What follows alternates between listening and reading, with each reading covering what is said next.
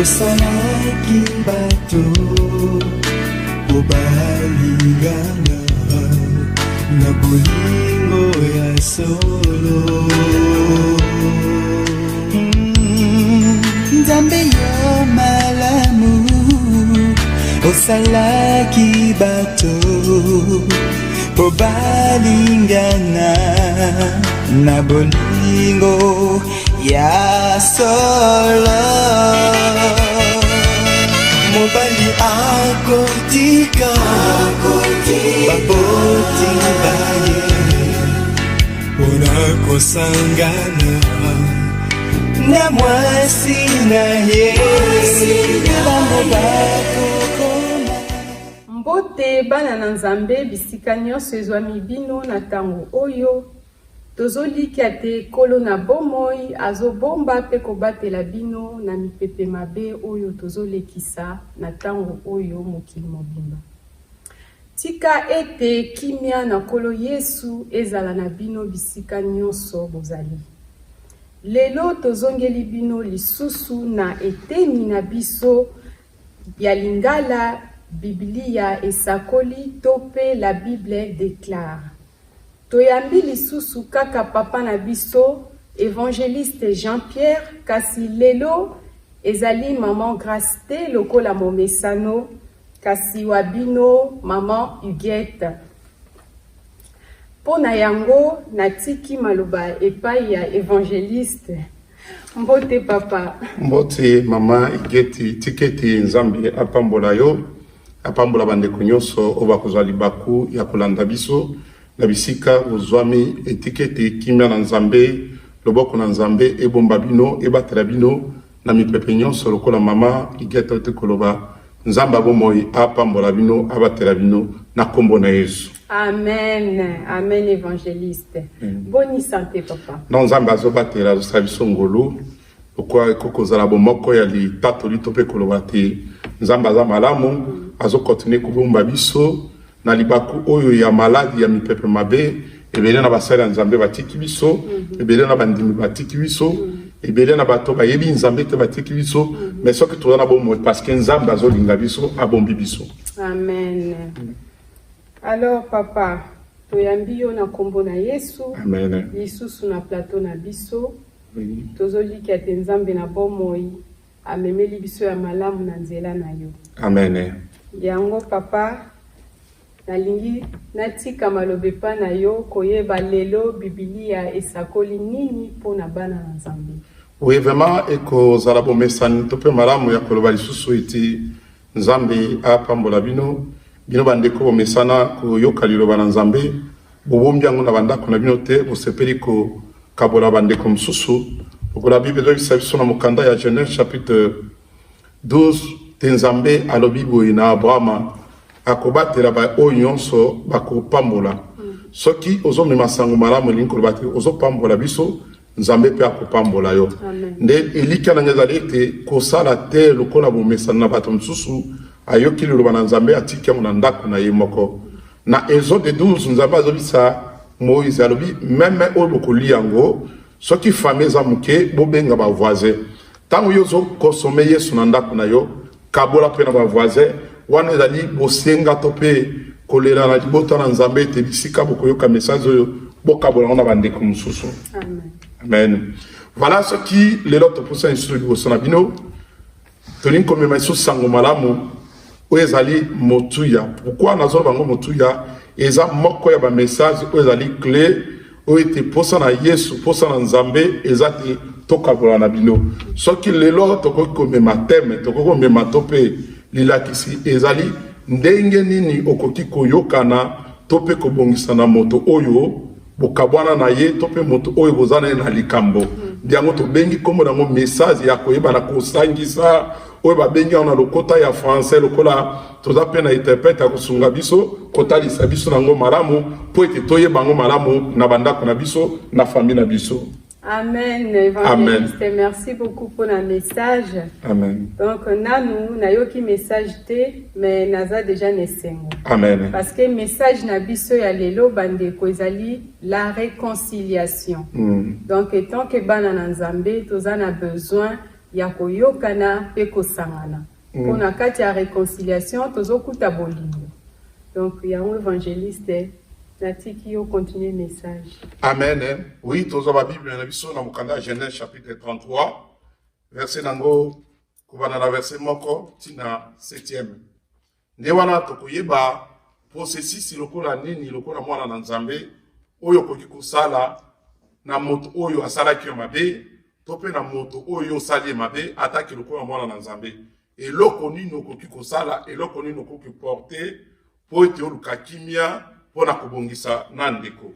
Nde lokola Biblia ezali mokanda na biso to pe mobeko na biso bayekoli na Yesu tokotanga po toyeba lolenge nini to pe processus nini tokoko sala soki mutasali biso mabe soki pe likambo ezali mama otangeli biso.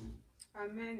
Amen. Totangi na livre ya Genèse chapitre 33 verset 1 à 10. À 7, oui. À 7. Totangi na kombo na Yesu. Amen. Jacob leva les yeux et regarda. Il constata que Saül arriva avec 400 hommes. Il répartit les enfants entre Léa, Rachel et les 2 servantes. Il plaça en tête les servantes avec leurs enfants, puis Léa avec ses enfants, enfin Rachel avec Joseph. Lui-même passa devant eux et il se prosterna à terre 7 fois jusqu'à ce qu'il soit près de son frère. Et Saül courut à sa rencontre, l'étreignit, se jeta en son cou et l'embrassa, et ils pleurèrent. 5. Ésaü leva les yeux, vit les femmes et les enfants et demanda, « Qui sont ceux-là pour toi ?» Jacob répondit, « Ce sont les enfants que Dieu a accordés à ton serviteur. » 6. Les servantes s'approchèrent, elles et leurs enfants, et se prosternèrent. 7. Léa et ses enfants s'approchèrent aussi et se prosternèrent. Ensuite, Joseph et Rachel s'approchèrent et se prosternèrent. Amen. Awa batangeli biso histoire toyebi histoire ya Jacob na ndeko na ye Esau. Bibelo isa biso ete sima na Jacob ko zwa lipamboli ya ndeko na ye Esau. Bibelo isa biso te azwaki nzela ya kokima po abangaki kanda ya ndeko na ye. Juste la lingi ete na banda koloba we bien aimé. À chaque fois tango likambo ezali na famille tope na moto eloko ya liboso oyo bato toyebaka kozela ezakanda ezali vengeance. Ozala mwana na Nzambe, ozala paye eloko ya liboso, likanisi ya liboso na moto ya sali yo mabe, to yo sali moto mabe, eloko ya liboso ememaka ezali kanda. Alors kanda ngo ememaka kuwela na bitumba tope kobomana. Mais Bible de biso ete tango Jacob azwi lipamboli ya ndeko na ye Esau, Bible de biso ete Jacob azwaki nzela ya kokima. Mais tango ya kimi akepa ya noko na ye. Mais Bible de biso tango akoma kepa ya noko na ye, kuna akendeki abalaki abotaki asalaki famille. Mais lokola Jacob mwana na Nzambe, bien aimé okoki kokoma Israël te, soko zali na nati ya Jacob te. Parce que Jacob a salaki mabe, malgré ane lekaki, Jacob a salaki mal à l'aise. Eli qui a posa ya Jacob ezalaki ete abongisa. Bien aimé okoki koumela kozala mwana na Nzambe te, tango za na makambo. Ezo leka ba ane, ezo leka mikolo. Obosana yango metango yebe ete moto alelaka na kombo na yo. Obosana yango tango yebe ete osala moto mabe. Obosani yango tango yebi ete mutu moko asala yo mabe, mais na mabe mutu asalela yo okangele ekanda. Mais awa Bible isa biso te Jacob. Jacob tango azalaki na libota na ye te, azalaki mal à l'aise parce que ayebaki ete asalaki ya na ye mabe.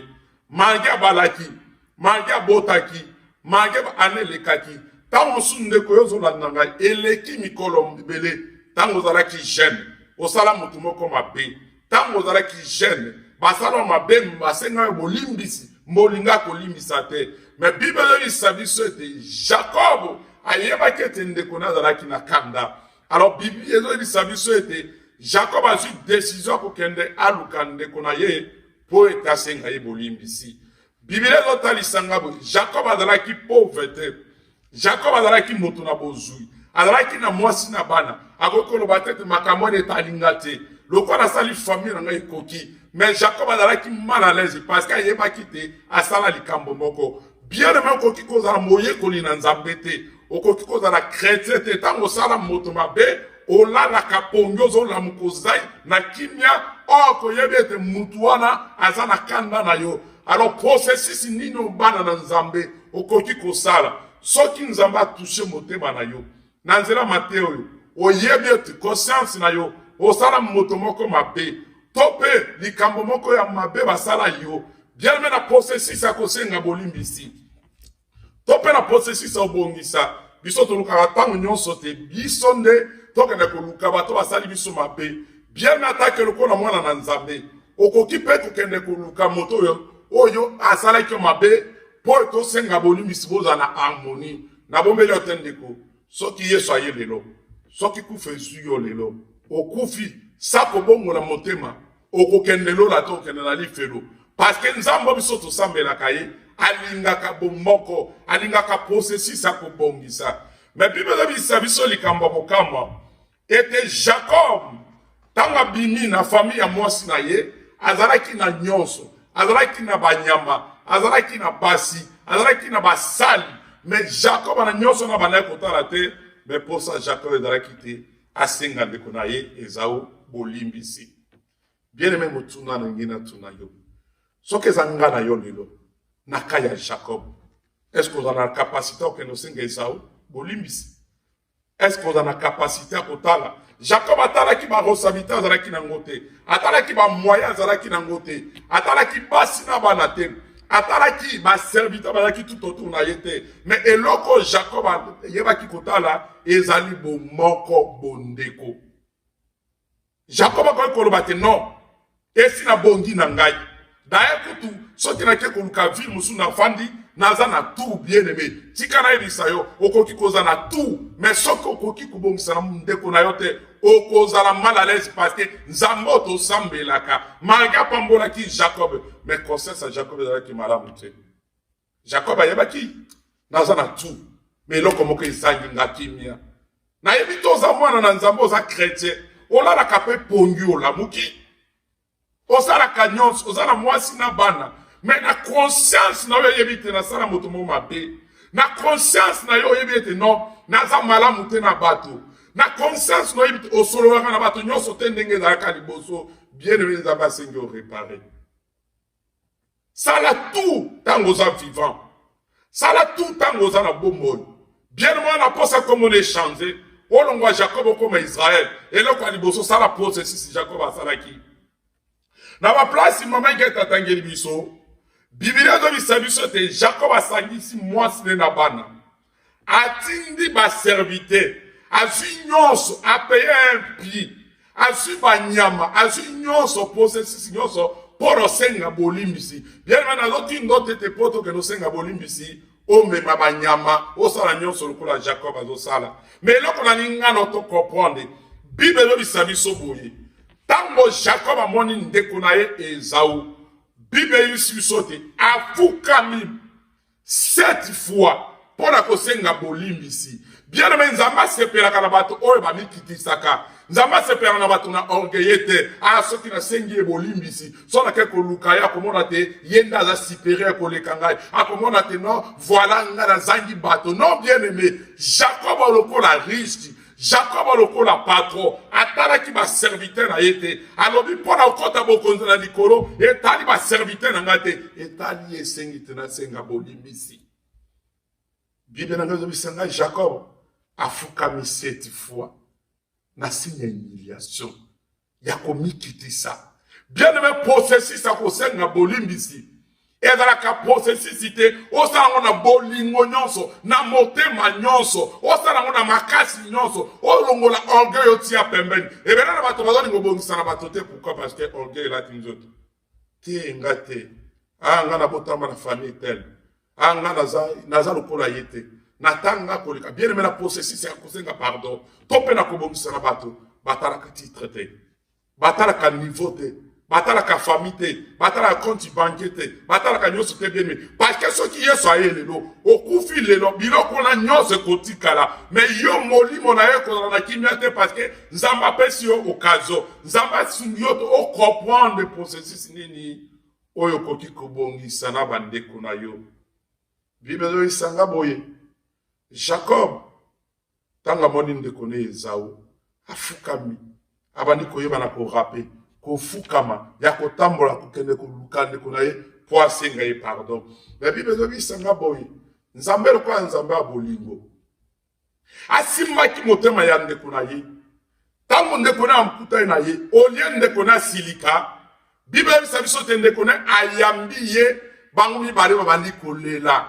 Bien aimé, soki kati na moto oza na likanisia ya solo pena kokende kosenga moto bolimbisi. Bible biso na mokanda aliki boy, mwana oyo andimaki kokende kozwa bozuya papa na kende kobebisa. Bible biso tango akei ava comme papa na ye azalaki repentant sincère, alobi te na sali papa na nga mabe na kozonga na yebisa papa na ngai alimbisa ngai. Soki azinga meme lokola mwana na ete azwanga lokola mosali na ye.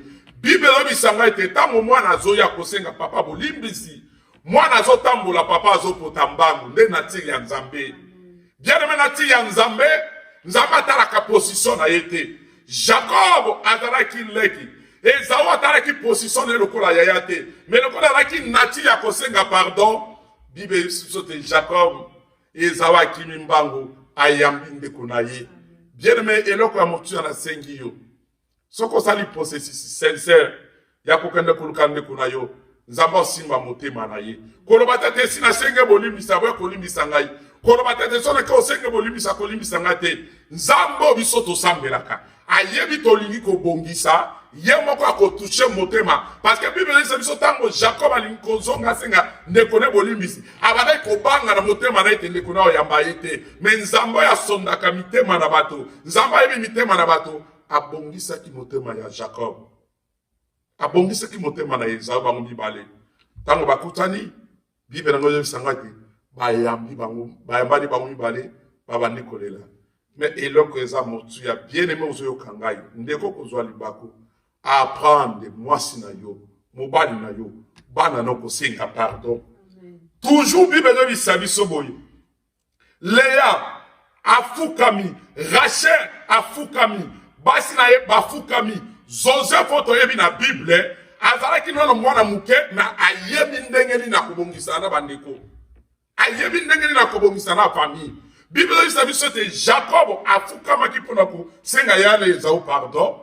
Bible dit biso te mwasi na ye Léa, mwasi na Rachel bango nyonso bafukami pona senga pardon. Bien aimé dans la famille mususu bazaba ongeye ko banda mobali mwasi papa bana nyonso bayebi ndenge ni bakobongisa te, bayebi ndenge na osenga bolimbisi te. Papa zo fiancé bana ne to ko senga bolimbisi te, maman zo fiancé bana na ko senga bolimbisi te. Bien aimé, kombo de changer dans la Jacob mususu te o koma Israël yekola ndenge lokola Jacob azalaki. Nzamba ko komisa Jacob et Israël te soki nati ya pardon azalaki kati na yete. Jacob azwaki natiri ya Christ na kati na ye ya kolimbisa meme bawe basali ye mabe.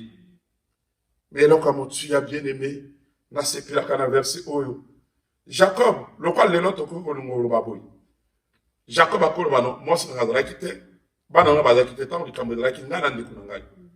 Mais lokola alingaki te abongisa na ndeko na ye, alingaki arepare kako na ye moko te, mais alingaki arepare mpona mwasi na bana. Bien aimé, réparation ya kosangisa ya koyokinisa bato bisika kowela na ezali ebandaka na bapara ekititi na bato nyonso na se. Jacob akoloba ndenge na uti koloba mwasi ne Léa azalaki te, Rachel azalaki te, bana na nyonso bazalaki te, basi na baumbu bazalaki te, baservite na nyonso. Mais tikati na bango motema wana kosenga pardon. Bien apprendre des familles na yo kosenga pardon. Apprendre mobali na yo mwasi no kosenga pardon. Apprendre bana, apprendre bango lo lenge nini bako kobongisa. Yango moni nature ya Joseph. Même ata bandeko ne batekaki ye. Mokolo bakende kokuta na ye. Joseph azalaki na molimo avanza cité parce que yekolaki yango na ndako ya papa na ye. Amonaki ete papa na ye azalaki na capacité ya kosenga ya ne bolimbisi. Mais Joseph batekaki ye. Joseph asalaki mabe. Bible de biso ete Joseph alimbisaki bandeko na ye. Parce que yekolaki na ndako ya papa na ye. Yozokolisa bana basi ya mibali. Na bondeli yo apprendre bango lo lengeni bosenga pardon. La kisa bango lo lengeni bakoko bongisa na famille. Ah non biso lo ko la famille za kabiso boino ba cousin na ba cousine na ba tata mos na nani likamota te bien eza famille. Famille eloko lokola langazi ya mukile lobaka. Na mboka na biso bana bakabi singa ya famille bendanaka mekata na kate. Mais bien aimé pourquoi lingo diviser? Pourquoi lingo panza? Jacob alingaki ko diviser te. Jacob a bongisaki. Bible biso ete yaya na ye olieta na kanda pardon kitisaka motema na mutu. Apprendre koloba pardon bien-aimé. Apprendre koluka kobongisa. Koluka te kotia moto te me luka eloko ndenge nini okoki kobongisa po ete za malamu. Na bondeli ondeko. Tanga version bisiko zwami. Méditant lisusu nzamba kolobela yo. Pour ça dans Nzambe d'aller être toute la génération à Jacob. Pour ça dans Nzambe d'aller toute la génération à famille à Jacob. Jacob aibaki na koiba kotia moto, aibaki na kotia semence na mwasi na bana na ye. Elinko ba abanai ko préparer. Bien aimé processus ya pardon tango lingo kende. Ba préparer ka bato bozo kende ko senga pardon na ndako. Comme ça ndenge tozo kende wana. Tolingi bitumba te tolingi kuwela na te toza famille toza bandeko esengi tobongisa. Alors bien aimé ngi na tuna yo motuna yo oyo basala mabe pourquoi olimbisa kate ezawa ko lo bati non na olimbisa te parce que nyokolanga mingi oyibana no bokolo na ngai boyaya nango yibaki yango oyibaki lipamboli na ngai mais bien aimé nati ya satana ndeza la kateta ikokote ah osala kinga likambo etel osala kinga bien aimé. Pardon limbisaka nyonso. Pardon etalaka gravité ya makambo te. Jacob otango asenga yane pardon, yane atikale kosala rappel atane eloko moko te. Bien atikale biso eloko moko. Biso ba chrétien, biso ba bana na Nzambe. Ere moko tosala tango lingo kende kubongisana mutu. Bobandi kozongela makambo akala. E kozokisa bino. Etinda bino te bosenga bolimbisite. Na ndenge solo te. Pardon ezalaka te ko répéter makambo basala kiote. Kobongise ezalaka te ko répéter makambo basala te. Mais kobongise ezalaka nini bien aimé. Kobosala nyonso elekaki bo bandeni makambo asika kolobate yambanga lokola ndeko na yo bongisa na ngai. Même na mokanda liki bible sa biso te mwana lobaki te no papa talo pesa kinga bobo na kena na BBC. Mais loko mwana alors ebaki koloba nini ezate na sali papa na ngai mabe na kokende pa na papa. Papa tangela kiete. Na bondelo ndeko bien aimé moi si mo bale wona ngai. Soko na likambo na moto. Soko kiko senga bolimbisi. Conseil na pesio ko bandira makambo basali yote. Parce que so bandira makambo wana e ko tinda yote o ko ba souvenir mabe. Bosa na ngota ngozo kende ko senga bolimbisi. Alors bien aimé Jacob loko na nature ya Christ. Alors Jésus ye moko Bible sa biso na mokanda ya Matthieu chapitre 18. Yesu loko la bomesana. Akomi kotia population. Mais tant que si azui ba disciple bien le makambo na zo ba eza pour ba disciple à Yesu eza pour ba païete. Pourquoi to ba pour ba disciple à Yesu? Parce que même ba disciple à Yesu ba chrétien na quatre ba famille na bandako toza na makambo na ba quatre église toza na makambo wana ba solo na moto yote wana ba yoka na moto yote mais ozo continuer ko sambela na église bien même okoki ko sala nyonso ko sala vine ko changer te parce que nzambo biso to sambela ka alinga ka hypocrisie te. Parce que tant que nous salango, yo zo kansa mon sala malamu, mais nzamba zo jijo lokola natika hypocrisie. Bible de sabiso na mokana Matthieu chapitre 18, verset 21 à 22. Yesu azu baye kolinaye à côté. Abani ko solo na bango, abani ko yesa bango processus ya pardon, ezani ndenge ni boko kolimisa, to pendenge ni boko kolimisa motasa libino mabe. Bible de sabiso tango Yesu asisi côté abaye koli. Pierre atuni Yesu. Abi Yesu yebi sangai. Ozolo makamba pardon la facilité. Bible sabiso Pierre atuni Yesu alobi. nakoki kolimbisa ndeko na ngai combien de fois? 7 fois. Non, non, non, Yesu a dit non, non, non. Okoki kolimbisa 7 fois te. Mais 70 fois, soki moto asali yo mabe. Bien aimé moto asala yo mabe, likambo kaka moko ya pamba moto asala yo. Si lelo zana na motema, okoki kolimbisa te, même ata langage na kokufa, na kobongisa na ye te. Avant, to bongisa na ye, il faut papa na biso akufa lamuka. Il faut maman na biso akufa lamuka. Bien soki Yesu alinga tuna yo bongo. Oloba nini bien aimé. Mais eloko motu ya Yesu alobi, na lobi na bino te. Na pesi bino détail ya kolimbisa te. Mais bo limbisa moto, même ata sali gravité mabe nini, bo limbisa. Mais ce qui est important, maman qui est en train de toujours dans mon canal, Matthieu chapitre 12, verset 35. Yoka a en début de l'Église. Matthieu 12, verset 35. Totani na kombo na Yesu. Amen. L'homme bon tire des bonnes choses de son bon trésor et l'homme mauvais tire des mauvaises choses de son mauvais trésor. Amen. Amen. Ah, Yesu a dit son processus ya pardon. Yesu a dit son moto ya motema mabe eloko ya zwa kezani ni motema mabe parce que yango de zakati na ye. Alors bien mais est-ce que yo eloko ni de zakati na yo ataki lokola mwana na Nzambe. Eloko ni de zakati na yo. Bien okoki kozala mwana na Nzambe mais eloko ya motu ya posa na Nzambe te motema na ezala malamu na bato nyonso. Bien aimé na bondelio Yesu akoyuzunga. Soki Yesu azongi lelo akuti ona hakini na bato akuti ona makambo na bato okende wapi osuka wapi soki kufe ye lelo bien mena tunyo mutuna est-ce que kanisa kiti na corona bandeko musu bakufi oyo bayebaki Nzambe te oyo bayebaki Nzambe bayebaki moko na kufa bayebaki te mais kanisa bien aimé so kufi ni tape wana na yebisi na bolingo Nzambe okende lola te okende lifelo ah monte de sikana yote et si quand nous allons passer éternité dans Nzambe. Alors, Bible biso concernant processus à pardon, processus en bongisa. Yokane Bible biso na mukanda Colossiens chapitre 3 verset 12 à 13 pardon, kotangira biso. Colossiens chapitre 3 verset 12 à 13. Amen. Totangi na kombo na Yesu. Ainsi donc, en tant qu'être choisi par Dieu, saint et bien-aimé, revêtez-vous des sentiments de compassion, de bonté. Oui! Ah, Nzamba zo bisabiso eloko ya liboso, tolata, tobota makanango te. Nati ya compassion, nati ya beauté, nati ya douceur, tobota makanango te. Metango komi na makamba Nzambe, Nzamba pesa kango lokola wa policier, akoti musala soda esika, esengi chef na pesa nango. Tango komi mwana na Nzambe koti l'église, eloko ya liboso elamba ya sika elamo Yesu opesa biso olata yango bazotangira biso oui. Amen. Totangi d'humilité, de douceur, de patience.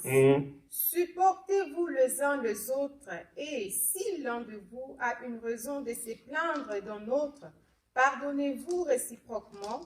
Tout comme Christ vous a pardonné, pardonnez-vous aussi. Amen, maman. Répétez toujours verset 13. Verset 13 est le Bible. Supportez-vous les uns les autres, et si l'un de vous a une raison de se plaindre d'un autre, pardonnez-vous réciproquement. Tout comme Christ vous a pardonné, pardonnez-vous aussi. Yesu alingisa yote.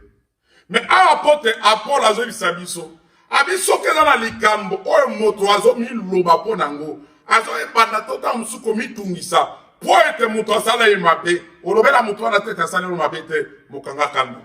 Toko mine benemi ngane to solo rate. Mais processus Bible isa biso soki likambo bo ezali fandi sandeko. Bo solo re nango. Yebise te likambo sala ki na yokaki olobaki na sepeli na ngote awa zotu na biso motuna abito limbisa ma pourquoi parce que Yesu pe alimbisa biso bien aimé likambo nino yoko kolimbisa te likambo nino yoko kolimbisa te non voilà par rapport na likambo salinga eza makasi koleka oyo sala Yesu so Yesu angaki ajije yo na par rapport ngo jije bandeko bien aimé ngo za vivante moso kufa kala oyebi combien de occasions de Yesu ko bomayo parce que sala ki mabe o sala ki lisumu oyebi occasion combien yo sako ko inayo akokangelo kanda mais pema na bomoi santos o vivre nango pongola la kabia parce que Yesu alinga yo a pardonner yo mais pourquoi yo ko pardonner ndeko na yo te pourquoi ko pardonner ndeko na yo te bien aimé pourquoi to banda ki na Genèse pour na ta liso se processer ko limisa moto e banda na Nouveau Testament te na Ancien Testament na bondelo na bolingo nzambe bien aimé soko yo ki message oyo soko za likambo na moto senge bolimbisi toujours plus besoin de sabiso yeso azolo baboye alors soko za likambo na moto oye kanisa to sala ki mutu mabe bongisa na moto wana avant que no pesa lo offrande bien okoki kosala badon okoki kosomba minduki okoki kosomba nyonso okoki kokende kosunga bato na Afriki okoki kosunga baofele okoki kolatisa baofele okoki kopesa 10 na église okoki kopesa offrande okoki kosala don na église mais soki okoki kolimbisa ndeko te don ozosala eza pamba parce que eza processus biblique yesu alobi boye soki oza na likambo na moto oza na offrande olingi okende opesa nzambe soki okanisi bongisa na moto wana po pesa offrande bien na bondele ko banda ko précipiter ko pesa offrande te na bondele ko banda ko précipiter ko pesa dote soki ete basali na nzambe mosusu bakipaka te menga na oyebisa yo boye nzambe biso tosambelaka okoki kopesa ba million mais ntango oza na makambo na bato olingi kobongisa te bien million okomona bénéfice nango te okoki kosomba meme esali mpo na église soki okoki kobongisa na bato te nzambe azotala sacrifice osali eza nango na ntina te parce que nzambe biso tosambelaka alimbisaka biso mpe esengi tolimbisa bienga na bondelo na bolingo nzambe sala ngolo sala faveur ete liloba esimba motema nao tosukisi na mokanda ya 1 Pierre chapitre 3 verset 9 1 Pierre chapitre 3 verset 9 Totangi na kombo na Yesu. Amen. Ne rendez pas le mal pour le mal, ni l'insulte pour l'insulte. Bénissez au contraire. Vous le savez, c'est à cela que vous avez été appelés afin d'hériter de la bénédiction. Amen. Amen. Awa apôtre azo bisabiso. Alobiti kozon sa mabe nesika mabete. Kozon sa tango tosalo mabe kozon sa mabete. Mais au contraire, Bible ça dit sauter pambola motongo. Alors eloka motu ya Yesu alobi boy. To benga mi te pour la vanza cité. O benga mi chrétien te pour la rakinete. O benga mi chrétien pour le ziste pour la ko réparer. To benga mi pour la yango. Bien même oyaka l'église ko sofe ka baba ya pambate. Oyemba ka na koraka si se ko yembate. O sala ka nzambe l'église ka pambate. Ko to benga mi pourquoi parce que to benga mi pour to na capacité ya ko réparer ben ya bato bandeko basali biso mabe kozo se mabe esika mabe te Bible ça biso te vanza seza ya nzambe eza yote ata moto asali mabe Bible zo senga biso bongisa bien aimé na bondelo na bolingo nzambe soki nzambe ki na posa loba parce que oyebite mokolo yeso ya te oyebi mokolo akufa na yote eloka motu ya bien aimé soki nzambe oya lelo soki okufa lelo okende na kimio oyebite na likamba moto te bien aimé na bato musu bakufi nana ata na suka pema na ye alingo limbisa ata alingi akufa na likambo wana mais bien aimé yo moko moto ozofungola esika okende opase éternité na moto bien aimé na moto repos eza te na moto mite eza te na moto kuna eza esika mabe bato nyonso bakoka korepare na bato te yeba te esika no eza na esika lifelo mais nzambe ya bolingo bible ebisa biso nzambe asepela liwa ya moto masumu te ntango ozotambola malamu te na ndeko tango na kana na bandeko yeba te so Yesu akufi okendelo na te tiketi nzamba pambola yo nzamba simba motema na yo yo yoki prédication yo obongola motema na kombo na Yesu. Amen.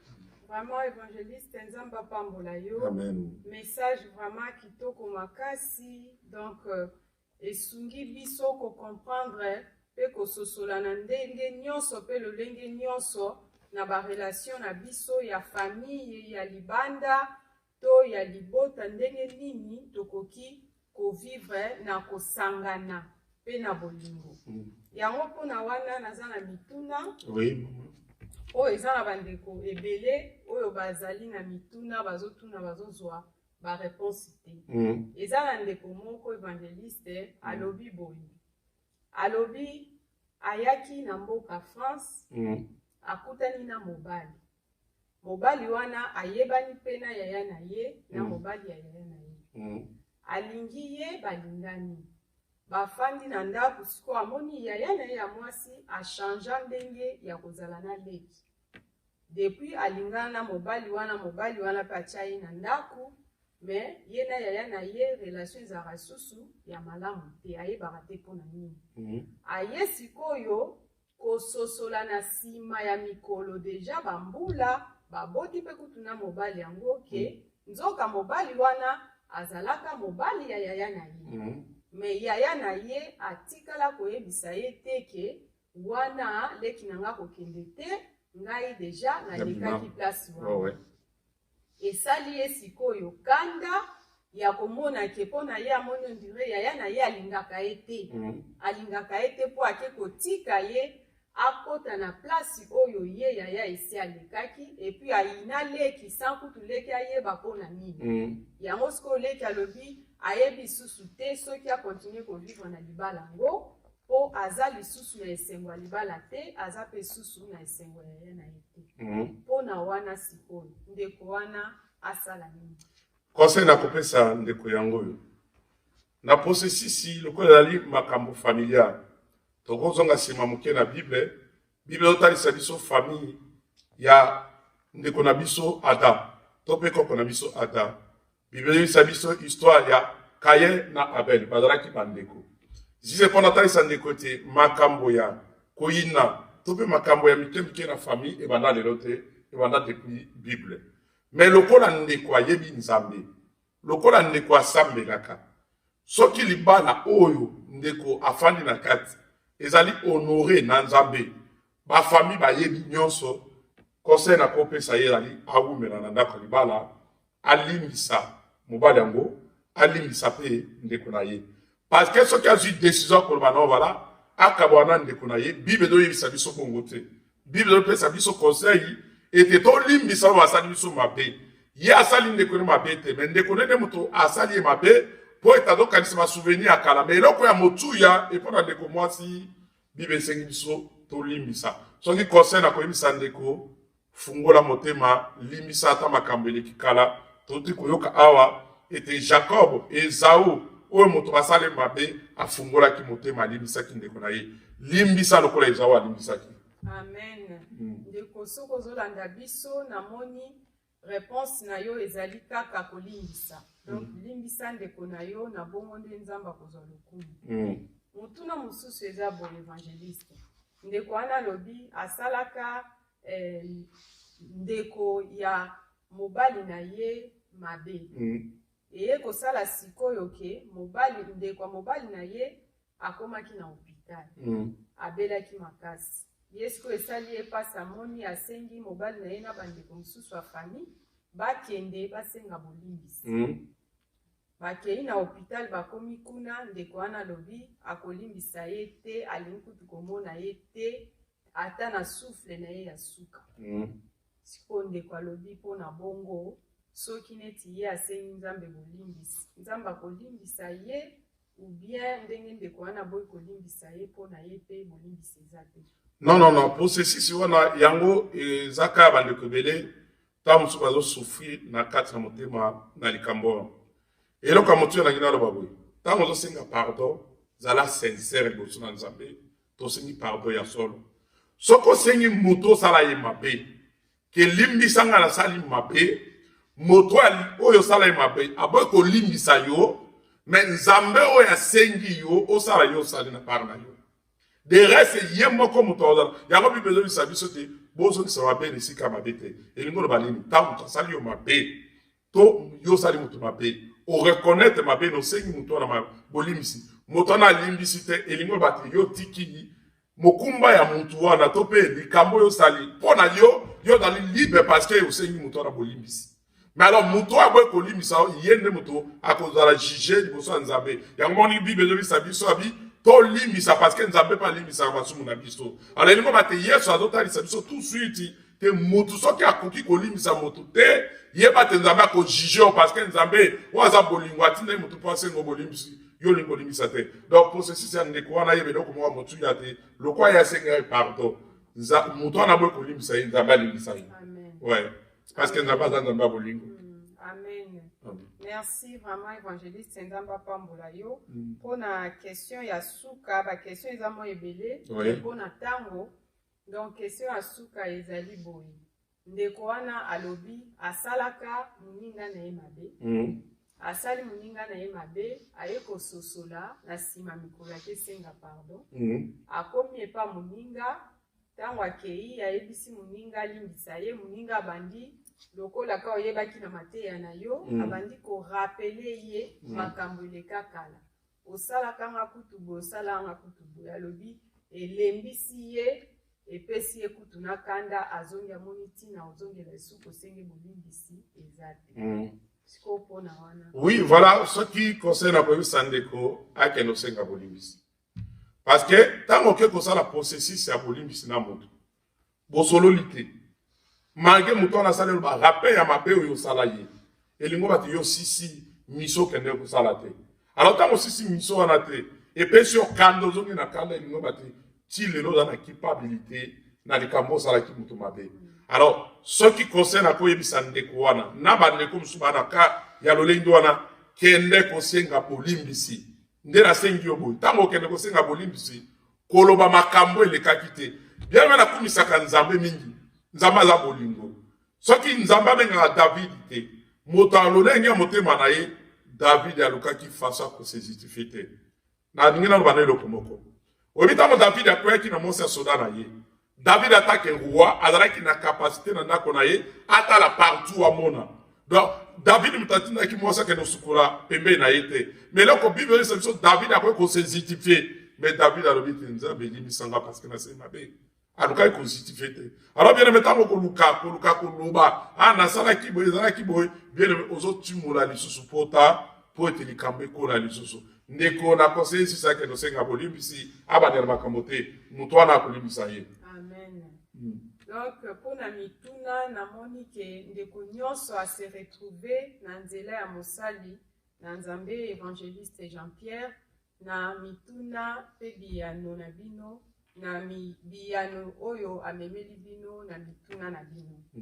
Donc pona yango topamboli nzambe évangéliste pona présence na yo nzambe azwa lokumu po présence na yo ememeli biso lipamboli na ntango oyo tozolekisa bamoma tozozonga lisusu na confinement donc eza facilité na baoyo bamoni ke bazali na baproblème na mitema eza ngonga yango oyo ya kososola kotelema na kondima pe kolimbisa makambo oyo esi eleka tokanga makambo na mitema te vraiment bandeko tomibatela na ntango oyo to respecter ba gestes barrières eza très important. Respectons les gestes barrières, porter les masques, le lavage des mains. Tous ces gestes de barrières sont très importants pour nous protéger. Vraiment, prenons soin de nous et Dieu aussi prendra soin de nous. Vraiment, Nzambe abatela bino, apambola bino, les confinements et empêcher bisote to zwa soin ya bandeko na biso ata na musika. Donc même un geste de téléphone, c'est toujours, ça fait du bien. Ata tozomona na te, topesa na rata, mbote na nzela ya téléphone, koyeba na santé, nzamba kozwa lokumu. Totombeli bino, santé malamu na kombo na Yesu. Tomonani balasima.